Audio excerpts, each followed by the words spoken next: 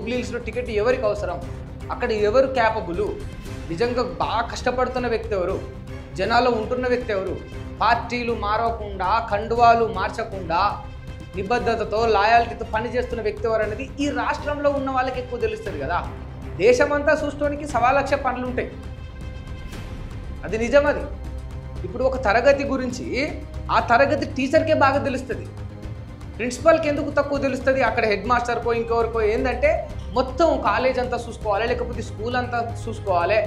10 రకాల పనులు ఉంటే కనుక ఆడ సగం ఈడ సగం ఈడ సగం ఆడ సగం సబ్జెక్ట్ ఉంటుంది. అదే ఒక క్లాస్ టీచర్ని అడగండి, ఆ క్లాస్లో ఉన్న ప్రతి స్టూడెంట్ గురించి ఎవడు మంచోడు, ఎవడు లంగా, ఎవడు దొంగ, ఎవడు ఫస్ట్ బెంచ్, ఎవడు లాస్ట్ బెంచ్, ఎవడు చదువుతాడు, ఎవడు చేస్తలేదు అన్నీ చెప్పగలుగుతుంది ఆ క్లాస్ టీచర్.